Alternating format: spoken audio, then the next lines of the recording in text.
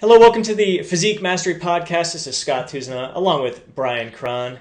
Today we are going to be talking about specialized training, bringing up lagging body parts if that's what it is, or just wanting to focus on certain muscle groups during a certain period of time. Because a lot of times you hear specialized training, usually lagging body part is tied into it, but it doesn't always necessarily have to be the case. If you want to build up your entire body, you don't always have to be focusing on building everything at once. You can go through different little phases where you're going to focus on legs, really hammering legs in another body part this month, and maybe chest the next month. Maybe it's shoulders another month. Everything's growing, but there's certain areas that you want to focus on a little bit more. So Bryan, first rule of specialized training, anything. Well, first things first. If you're a beginner, don't even think about it. If you don't have years of training under your belt, don't even think about it. This is kind of a topic for people who are advanced, intermediate, at least been at this game for a little while.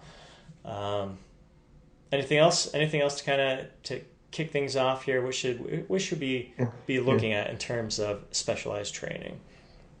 Well, this is an area that full disclosure, I've screwed up so many times in the past, just in my own training, not make the first cardinal mistake that I always made and that I don't make anymore is that if you want to bring up a specific body part or muscle group or what have you, you have to cut back on the rest of what you're doing, at least to a degree, whether it's in volume, certainly in intensity. Basically, you have to put everything else on maintenance, and just a lot of people. And again, I'm speaking for myself in my younger years. I would never buy into that. I thought that's just for pussies or whatever. But it makes such a big difference when you kind of contain your enthusiasm for most of your body. Just do your work. Get your reps in, quality reps, but don't add unnecessary volume. Don't go into the pain zone and all that kind of stuff. Mm-hmm. But double down in your specialization. That's where you add volume. That's where you add, maybe extended sets or, trisets or what have you, and really kind of crush it there.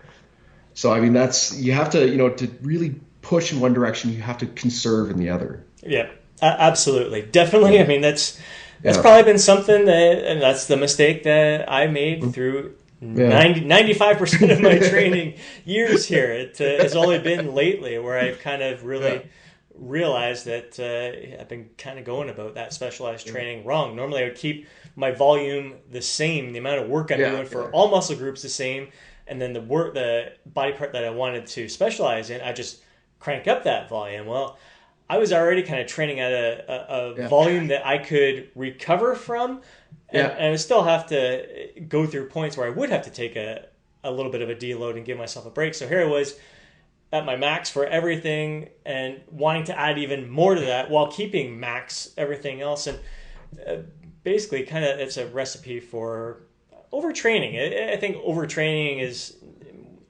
maybe being thrown around a little bit too much out there. I think very few of us are overtraining. Not overtraining. So I see a lot of people who definitely need to be training a lot harder. But yeah, that's a big thing, and it's not an easy thing to do. To know that, all right, this month or maybe even 8 weeks, I want to build the majority of my focus being on building my legs, and going with your other body parts and kind of doing less than what you're normally used to, because you do those workouts and you're like, you get there. I don't feel. I want to push harder. You got to really resist that urge. It's maturity. It's really maturity. Yeah, 100%.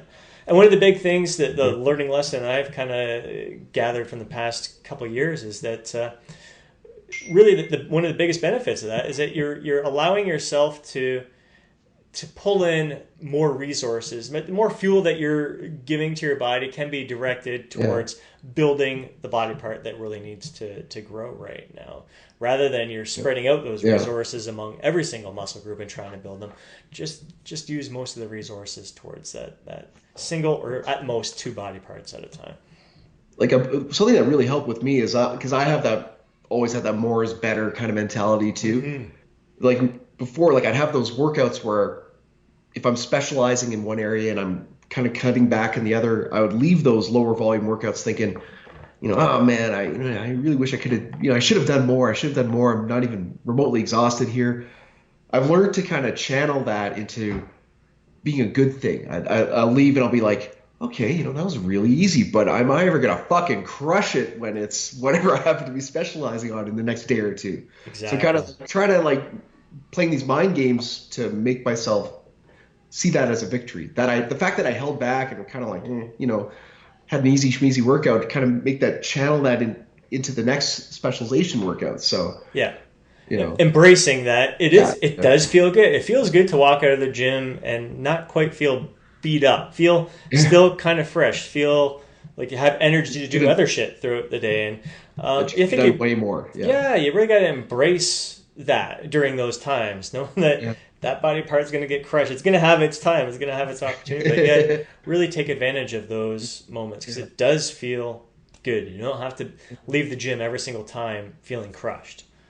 Yeah, and interestingly, another kind of rule that I guess I've made up, but I think it works is longer you've been at this shit, like the more you really have to crush those specialization phases, and that even makes it more important that you cut back more on the rest of the training. It's like you have to make a bigger impact, dig a deeper hole in the specialization end, which again requires you cut back a lot more on the other end. So like if you're like for me now, if I have a specialization phase, I have to really dig into my bag of tricks, man. I got to pull out stuff I haven't done before or haven't done in a long time. It's stuff that I don't enjoy doing, and really just kind of give it into that. And that requires that I cut back a lot in the other areas. So yeah, otherwise you just burn yourself out altogether, and you can't give as much energy and attention to the body part that you're bringing up. Yeah. Solid point, man. Solid point. And then before the call, we were also talking about, like, if you do have a lagging body part, probably the first thing you should be looking at is exercise technique, your form. Are you activating that muscle to the best of your ability? How is your rep quality? Because I see a lot of people, they say, I just can't build my biceps, and their biceps look more like they're working their front delts because their elbows, they don't bend at the elbows at all. They're bringing bar up to their chin and then bar down to their waist, but there's no flexion extension at the elbows. Like, dude, you gotta. These are fitness pros. Yeah. It looks impressive that you got a whole bunch of weight there, but reduce that weight, feel the movement, and this is throwing in some of our tricks where we're. Do a pause in the bottom, contract that muscle, really engage it before you lift it up. Nice slow eccentrics, as we talked about with our lifting tempo in the last podcast. Like simple little things to enhance that mind-muscle connection. And for myself, I know chest is the biggest lagging body part for me, and I just wasn't activating it enough during my workouts. I cared more about the load, and I would feel it more in my shoulders, my triceps. Wasn't really feeling anything in my chest, and so I had to reduce the weight, focus on my tempo, control, but I also had to throw in some good activation techniques at the beginning of my workout, just light little stuff, whether it was like pushing up against a pole with my hand and just feeling the chest contract, doing little squeeze sets with light weight, just certain little exercises, even just getting under the bar of a bench press and squeezing my hands inwards. Totally. Just nice, slow, controlled movement. Little techniques that I'm like, all right, now I'm feeling my chest engaged and carrying that over to the workout. So technique, form, controlling the movements was key for me, reducing the weight, but also adding in some of those extra little tricks as well to make the most out of every rep. That was most important for me beyond increasing frequency or volume or anything like that. It was exercise technique, 100%. Yeah, that's such an overlooked point nowadays. I mean, people are, we talk about it too, man. We're always talking about frequency and stuff like that, but you have to drill down on your technique first. And I don't know, it's just weird that in this age where there's so much media that you can consume to learn great technique and stuff, and it just still seems to be something that people gloss over in favor of, whether it's intensity techniques or fancy set rep schemes or whatever. It all begins with the rep. Mm-hmm. Just like Nabob says, respect the bean. Man, y'all got to respect the rep. I mean, it's like if your form is, if you're, this isn't powerlifting, man. This shit ain't powerlifting. Like, so it's like you have to dial it back and just learn to feel the exercise where you're supposed to be feeling it. Yep. It's my favorite way to progress. I think this becomes even more valuable for those of us who have been at this for a long time, and the older we're getting, the weight on the bar doesn't go up very much. That's a slow and steady process. And if I start gauging my progress by continuously adding weight on the bar, I struggle. That's where my form starts to get sloppier and sloppier, where my rep quality, I find I can progress in rep quality almost infinitely. Like, there's always little things subtle little adjustments that I can do to improve my technique and form and get the most out of every single rep. Totally, man. Totally. That's that's I don't know if that's specialization 101 or that's the epitome. Like, that's the first thing you look at before you specialize is, am I doing this shit correctly? Right. Because nothing works to the extent that you want it to if you're not performing the rep in a very, very focused, controlled, clean fashion. Right. So let's summarize this then. So someone wants to bring up, it doesn't have to be a lagging body part. Someone wants to specialize in a body part or two this month. So priority number one is technique. Like, just make sure everything that you're doing is with impeccable form. And step two would be to make sure that you are crushing the volume of that workout, spread out throughout the week. You don't have to do one massive workout. You could have one bigger workout and then some lighter volume workouts throughout the week. So you're hitting it more frequently throughout the week, and have one big volume day in there is very helpful. Dialing back the volume of all the other body parts so you can have more of your resources towards the specialized part. Make sure that you're in a surplus, I guess, is another big thing here as well. I see so many people trying to specialize. I want to bring up my shoulders here. I'm getting ready for a contest. I'm 8 weeks out, and I'm going to add more frequency, more volume to my shoulders. And like, fuck, the last thing you should be thinking about you're in a deficit. You don't have any. Not only are you not consuming enough fuel to support this growth, but you don't have any body fat on your body for it to pull from to add to that growth. And your hormones, testosterone, everything's freaking going down.